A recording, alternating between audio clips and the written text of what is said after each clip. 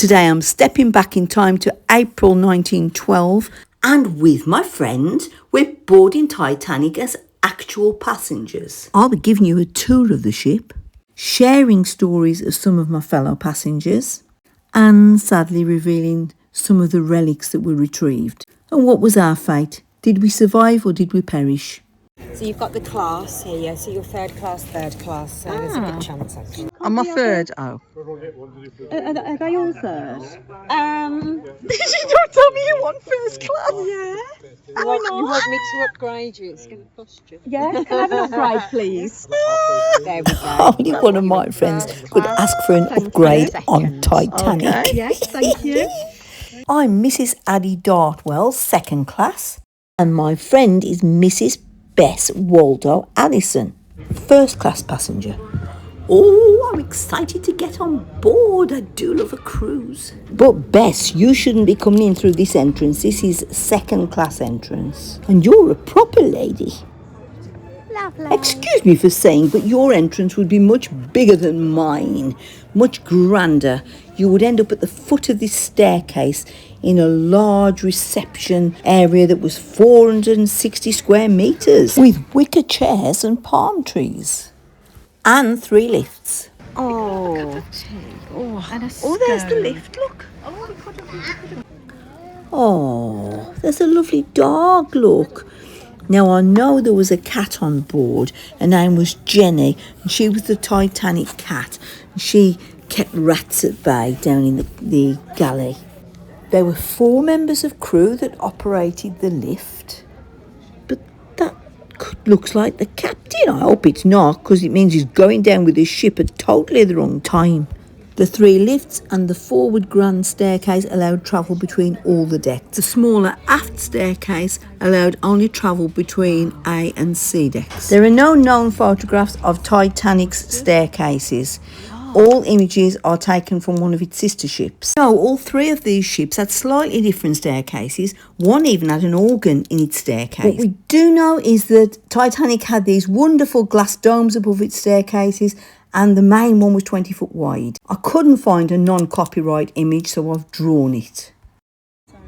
Bye-bye. Oh, trust you, first class missus.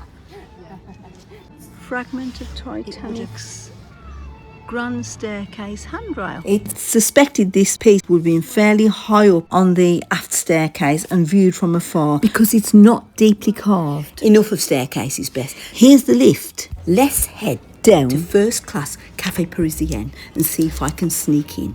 Titanic was the first of White Star Line ships to get the Cafe Parisien, and it even had some outdoor seating in the style of a Parisian cafe. Look how beautiful. Must have been beautiful. Charming. Oh, that was from it.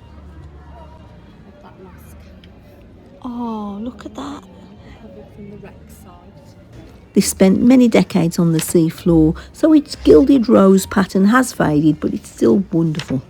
It's definitely closed, Bess. I've got to go to the first class. Okay, well, we'll stay at first class. On the map, we're here in Cafe Parisien, Deck B. And if we now walk up the aft staircase, we'll be near to first class lounge. Back on A deck. Because the different classes are divided vertically through the ship, not by deck. First class lounge should have been in there for your first class view. Of course. I'd have just been behind the door, trying to get a sneak look. I mean, look at the fabric on the seats. I mean, Wow, that's very heavily embossed, isn't it? Look, it's like satin with gold embroidery from the look of it. In the glass cabinet are some artefacts belonging to passenger Elsie Bowerman. She and her mother survived the disaster and were rescued in lifeboat 6. Yes, she said she felt a jolt and a judder under the table, and she felt something was wrong. So she put the cards in her pocket and went to investigate. On the map, it shows the reading and writing room being next door to this. Now here, there's a unique letter on display, written by William Henry Harrison, Private Secretary to the Director of White Star Line, and it's a letter home which was posted ashore. That's how it survived. Sadly, William didn't survive the disaster.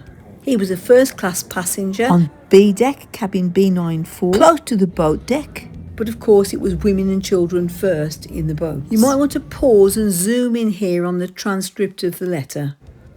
The inkwells and stand on display were from one of Titanic's sister ships, but they were the same throughout the fleet. And this room was different to any other on Titanic, with its white ornate plasterwork, pink silk curtains and potted palms. Right, Bess, time to explore deeper. We're here at the reading and writing room on A deck, and I thought we might go down to D deck and have a look at an artefact recovered from the galley. The galley sits between first and second class dining rooms, and this is where the food was cooked and served piping hot to the restaurants. But this is really the artefact I wanted to show you. It's a cupboard door that belonged in this galley and was recovered from the debris on the surface after the Titanic sank. It's believed to be the only wooden surviving door from Titanic. And you can see there the carved indented handle, which would have been at the side with a runner to its two adjacent edges. This is just a small section of the galley, which covered quite a big area between first and second class dining. And it was state of the art for the time. It had new inventions such as electric toasters and sorbet makers.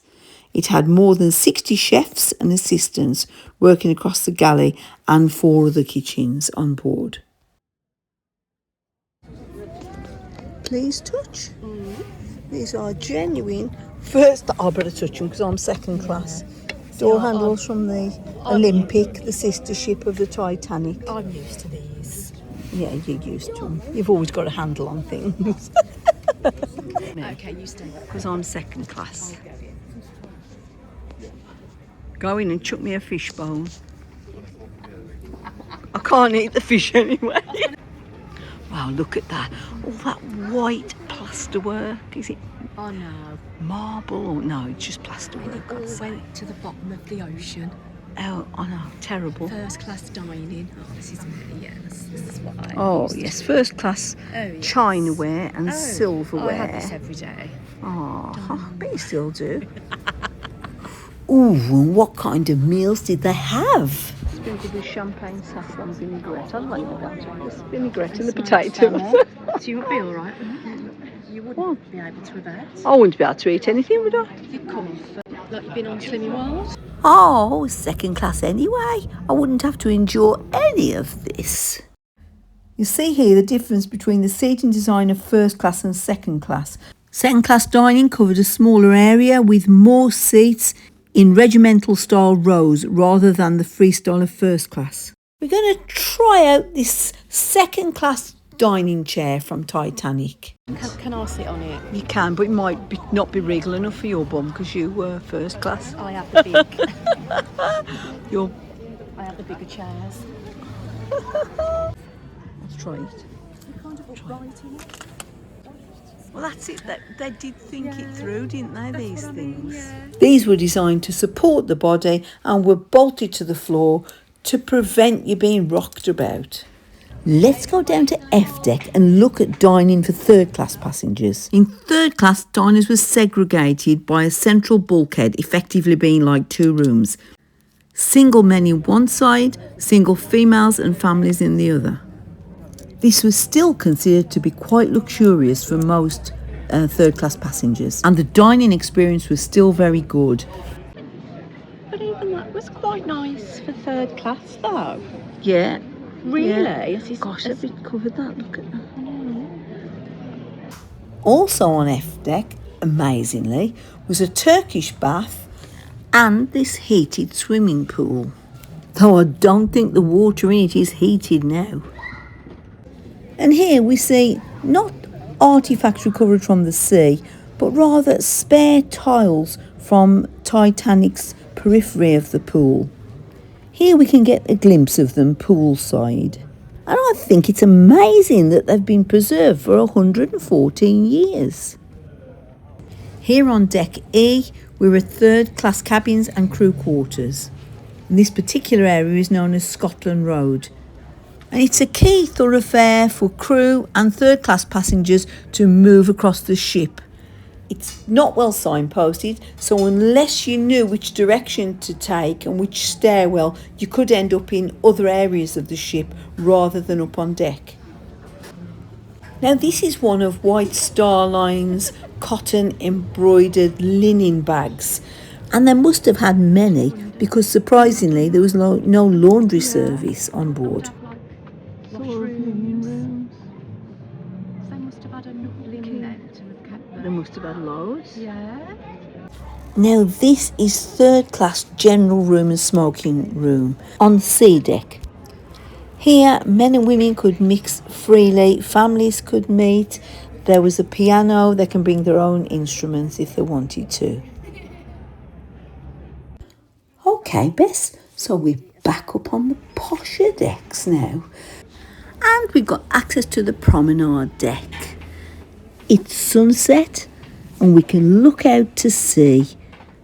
I can't see any ships, but more importantly, I can't see any icebergs. Okay, let's have a look now at a very important, pretty much intact artefact. Only a handful of Titanic's deck chairs are known to survive today, and these had been thrown overboard to help people stay afloat.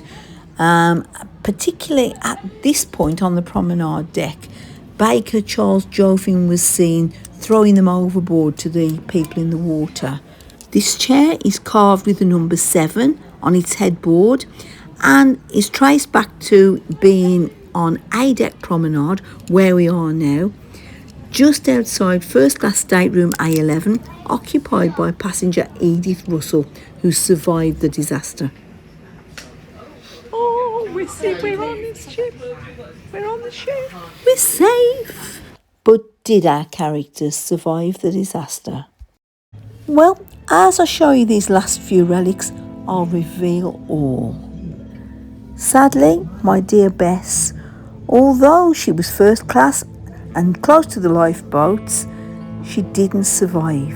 Tragically, she stayed on board looking for her grandson, and her and all the family perished, apart from the grandson and his nurse, who had got into a lifeboat and they hadn't realised. So what about me, Mrs. Addie Dart Wells?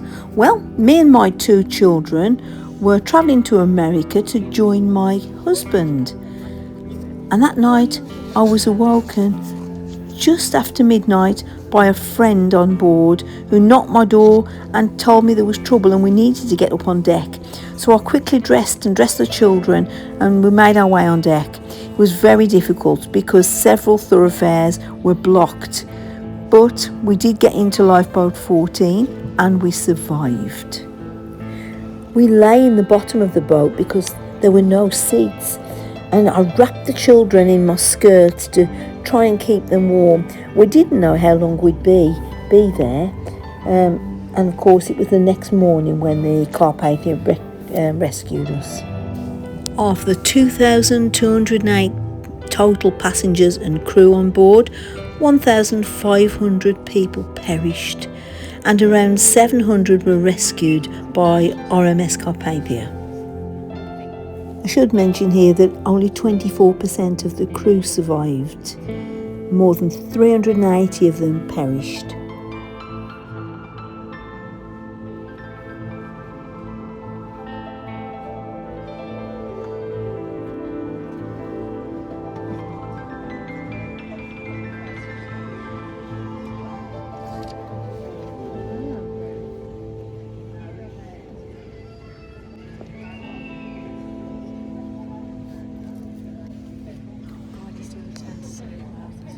It feels appropriate from this point to just quietly reflect on some of those who lost their lives in the Titanic disaster and their family left behind.